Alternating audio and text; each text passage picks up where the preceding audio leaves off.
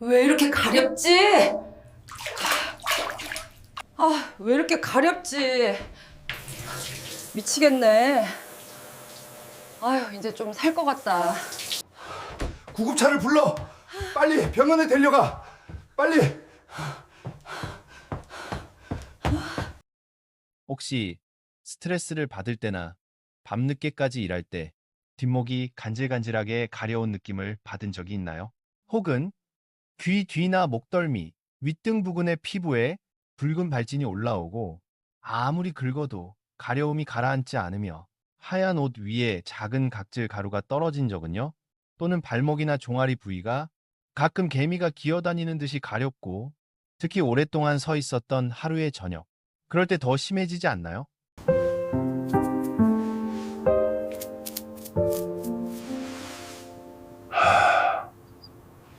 혹시 귀 뒤나 윗등 부근에 가려움이나 각질이 일어난 적이 있나요?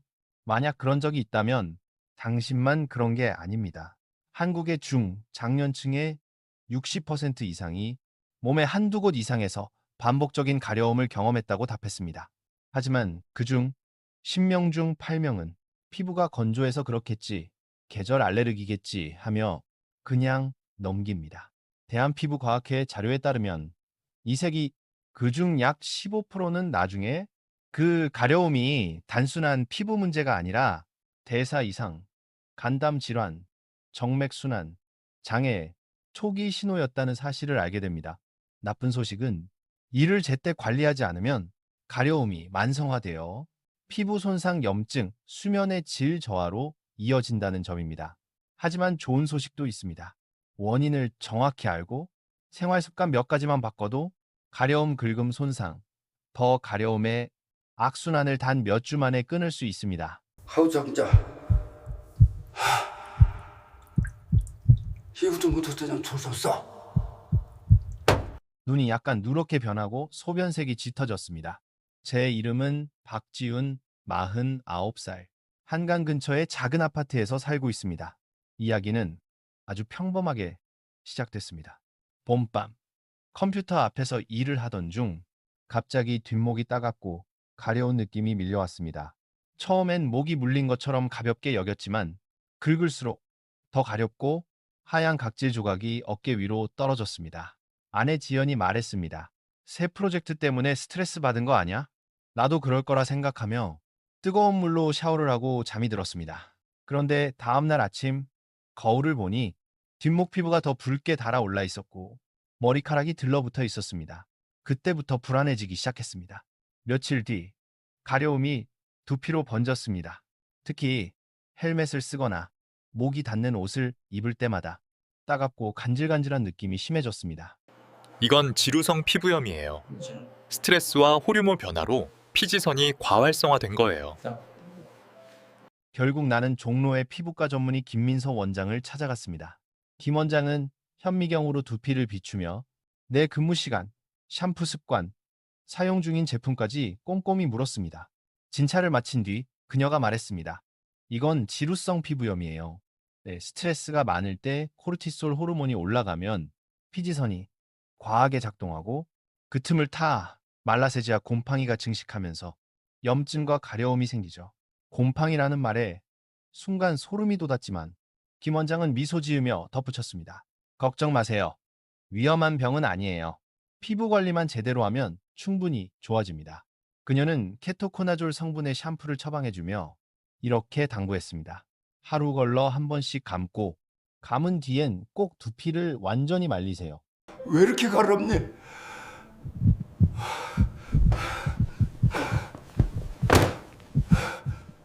그리고 헬멧이나 모자는 오래 쓰지 말고 매일 밤 10분씩 어깨와 목 스트레칭을 해주세요.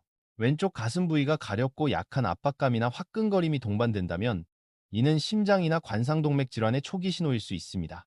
첫 주 동안 나는 김민서 원장의 지시대로 꾸준히 실천했습니다. 가려움이 거의 사라지고 잠도 깊어졌습니다. 그때까지만 해도 이제 다 나았구나 싶었습니다. 하지만 두 달 뒤 가려움이 다시 시작됐습니다. 이번엔 왼쪽 발목과 종아리였습니다. 처음엔 살짝 찌릿한 느낌이었지만 곧 갈색 반점이 생기고 긁을수록 피부가 어두워졌습니다. 나는 혈관 전문의 이현우 박사를 찾았습니다. 도플러 초음파 검사 후 그는 말했습니다. 가벼운 정맥류, 정맥 기능 저하입니다. 다리에 피가 고이면서 피부가 붓고 염증과 가려움이 생기는 거죠. 이건 단순한 피부 문제가 아니라 순환계의 초기 경고 신호입니다. 그는 조언했습니다. 압박 스타킹을 착용하고 쉴 때는 다리를 올리고 매일 꾸준히 걷고 체중을 일정하게 유지하세요. 워먼 이샤. 그때 나는 처음으로 깨달았습니다. 가려움은 몸이 보내는 언어라는 것을, 안쪽 어딘가에 문제가 있다는 신호였습니다. 하지만 진짜 전환점은 여름에 찾아왔습니다.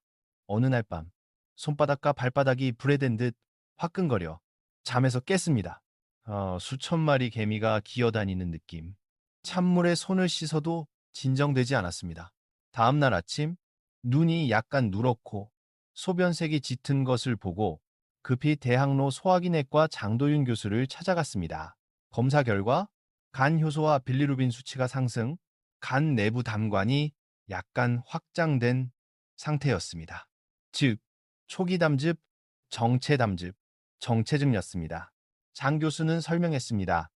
담즙 흐름이 느려지면 담즙산이 혈액 속에 쌓여 피부에 침착됩니다. 그래서 손바닥과 발바닥이 심하게 가렵죠. 이건 항히스타민제 알레르기 약으로는 낫지 않습니다. 조절하지 않으면 간염이나 간경변으로 진행될 수도 있습니다. 다음 신일, 그 말을 듣는 순간 나는 온몸이 굳어버렸습니다. 요즘 목과 어깨가 너무 아파요. 목이나 뒷목이 가렵고 어지러움이나 두통이 함께 나타난다면 이는 뇌 혈류 순환이 원활하지 않다는 경고 신호일 수 있습니다. 다행히 나는 조기에 발견했습니다. 3개월 동안 술을 끊고 출처 불분명한 건강 보조식품을 중단하고 식단을 단순하고 깨끗하게 조절하며 의사의 처방대로 약을 복용했습니다. 그 결과 간 수치가 정상으로 돌아왔고 가려움도 완전히 사라졌습니다. 그때 느낀 해방감은 마치 오랫동안 잊고 지냈던 피부의 언어를 되찾은 듯한 기분이었습니다. 담당 의사가 한 말이 아직도 기억납니다. 피부는 몸속을 비추는 거울입니다. 가려움이 오래가면 연고만 바르지 말고 어느 장기가 도움을 요청하는지 찾아보세요.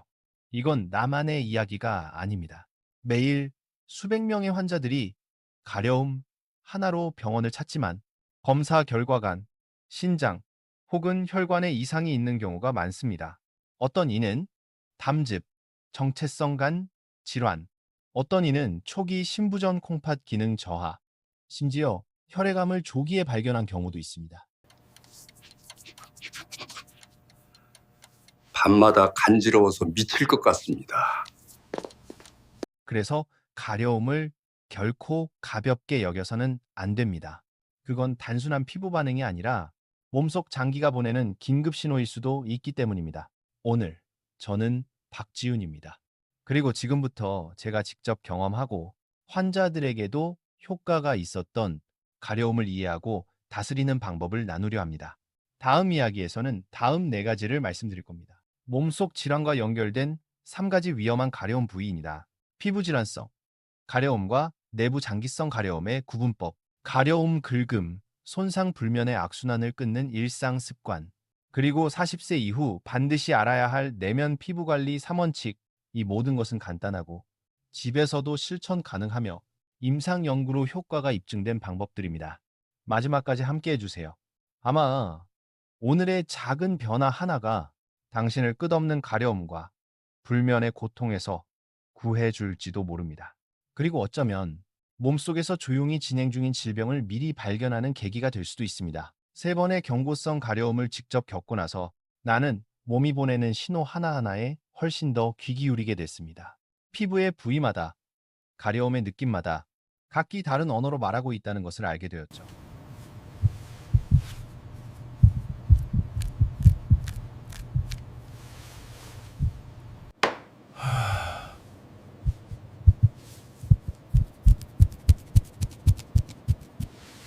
첫 번째 부위는 뒷목과 두피입니다.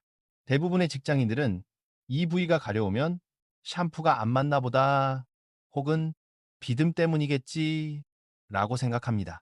하지만 그 뒤에는 호르몬, 피지선, 신경계가 얽힌 복잡한 반응이 숨어 있습니다. 스트레스를 받으면 코르티솔과 아드레날린이 증가하고 피지선이 과도하게 활성화되어 피부에 기름이 많아집니다. 이때 말라세지아라는 효모균이 증식해 염증과 각질, 가려움을 유발하죠. 문제는 긁을수록 피부 장벽이 무너지고 세균이 침투하기 쉬워진다는 겁니다.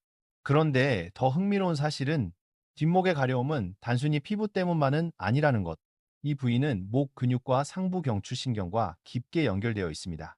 컴퓨터 앞에서 고개를 숙인 채 오래 일하거나 어깨와 목을 거의 움직이지 않으면 이 부위의 혈류가 막혀 산소 공급이 떨어지고 그 결과 피부 신경이 과민 반응을 일으켜 가려움을 느끼게 됩니다. 나는 김민서 원장의 대기실에서 비슷한 증상을 가진 환자들을 여러 번 봤습니다. 공통점은 세 가지. 늦게 자고, 커피를 자주 마시고, 냉방기 아래서 장시간 앉아 있다는 점이었습니다. 그들이 수면을 조절하고, 아침마다 가벼운 목 회전 운동을 하고, 자극이 적은 샴푸로 바꾸자 강한 약을 쓰지 않아도 가려움이 사라졌습니다. 한 중년 남성은 이렇게 말했습니다. 뜨거운 물로 머리를 감는 습관만 버렸는데 2주 만에 두피가 더 이상 붉지 않습니다. 그때 나는 깨달았습니다. 치료란 좋은 연고를 찾는 것이 아니라 매일 피부를 괴롭히는 행동을 멈추는 것이라는 걸요.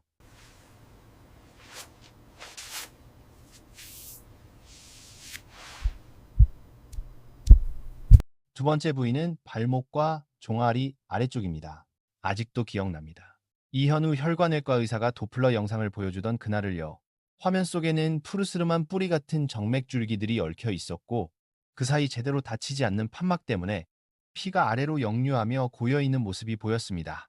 혈액이 그렇게 정체되면 그 부위의 피부가 산소 부족에 빠지고 혈장 성분이 조직 밖으로 새어나와 다리가 묵직해지고 가볍게 부어오르며 은근히 따갑고 간지러운 느낌이 생깁니다.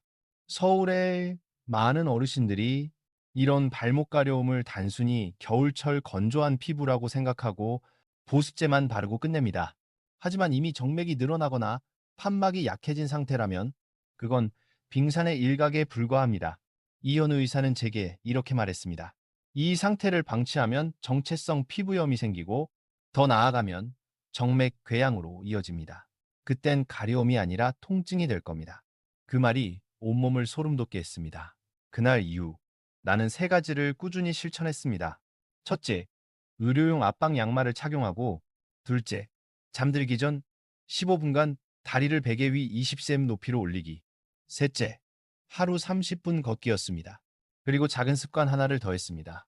샤워 후 요소 10%가 함유된 보습제를 즉시 바르는 것. 피부가 충분히 수분을 머금자 가려움이 절반 이상 줄었고 손상된 지질 장벽이 회복되면서 피부색도 점차 밝아졌습니다. 3달 후 발목의 갈색 착색이 거의 사라졌고 긁어도 쓰라림이 남지 않았습니다. 사람들이 비결을 물을 때마다 나는 웃으며 이렇게 말합니다.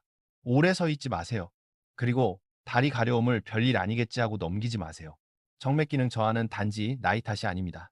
그건 하루 10시간씩 앉아있는 생활 방식의 결과, 즉 현대 직장인에게 너무나 흔한 움직이지 않는 병이기 때문입니다.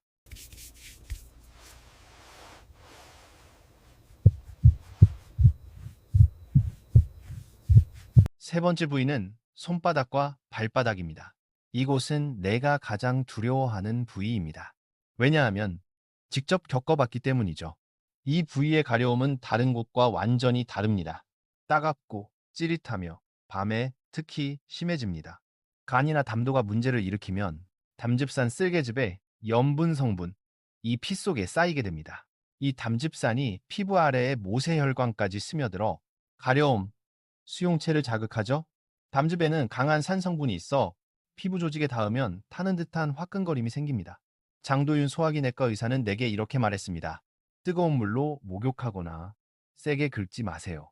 그건 오히려 감각신경을 더 자극합니다. 보습은 필요하지만 진짜 해결책은 담즙의 흐름을 다시 원활하게 만드는 것이에요. 그 말은 곧 체중을 건강하게 줄이고 술을 끊고 간에 부담을 주는 약이나 건강보조식품을 피하며 채소와 당이 적은 과일을 늘리고 충분히 자는 것을 뜻했습니다. 기다리는 동안 만난 또 다른 환자, 한수정 씨. 한수정 씨, 50이는 손바닥 가려움으로 4개월째 고생 중이었습니다. 그녀는 세제 때문이라 생각했지만 검사 결과간 외담관이 좁아져 있었죠. 시술로 담관을 확장하고 약물 치료를 받자 가려움은 완전히 사라졌습니다. 그녀는 내게 이렇게 말했습니다.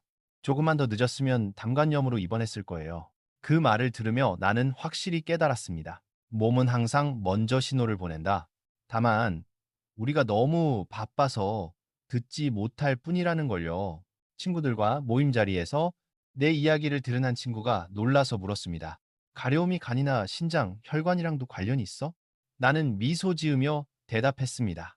피부가 거울이라면 가려움은 그 거울에 생긴 금이야. 그 금을 보면 안의 상태가 드러나지. 모두 잠시 말을 잃었고 이윽고 몇몇이 천천히 고개를 끄덕였습니다. 따뜻한 물로 목욕 후 온몸이 가렵다면 간이나 신장이 약해졌다는 신호입니다. 그건 간이나 신장이 이미 약해졌다는 경고일 수 있습니다. 그날 이후 나는 새로운 습관을 만들었습니다. 바로 가려움 일기를 쓰는 것이었습니다. 몸에 불편한 감각이 생길 때마다 가려운 부위, 시간, 강도, 그리고 그날의 조건을 기록했습니다. 무엇을 먹었는지, 얼마나 스트레스를 받았는지, 잠은 몇 시간 잤는지도 함께 적었죠. 한 달이 지나자 명확한 패턴이 보였습니다. 늦은 저녁을 먹거나 술을 마신 날엔 손바닥이 가렵고 10시간 이상 연속으로 일한 날엔 뒷목이 화끈거리고 며칠 동안 산책을 걸으면 발목이 찌릿거렸습니다.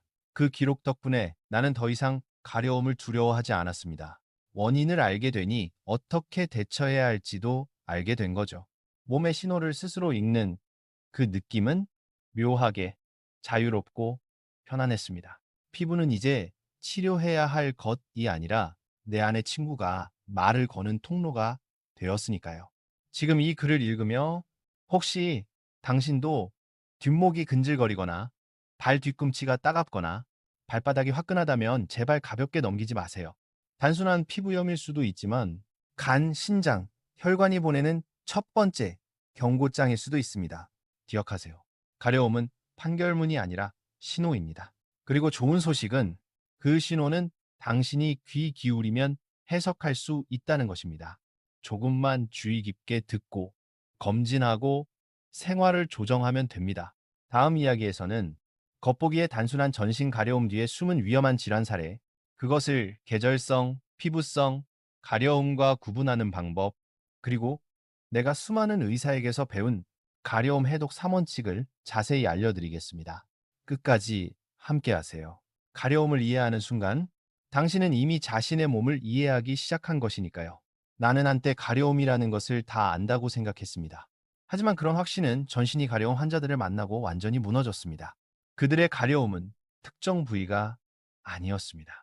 온몸이 근질거리고 긁어도 긁어도 시원하지 않으며 그저 불안과 공포 때문에 계속 긁는 것이었죠. 그때 깨달았습니다. 이건 단순히 피부의 문제가 아니었습니다. 피가, 간이, 신장이 보내는 도움 요청의 신호였습니다. 가려움이 피부를 넘어 몸속의 고통을 말하기 시작하면 그건 생각보다 훨씬 더 복잡하고 때로는 생명을 위협할 수도 있다는 걸 그때 처음 알았습니다. 가을 오후 장도윤 박사 진료실 대기실에서 나는 윤명호 72 어르신을 만났습니다.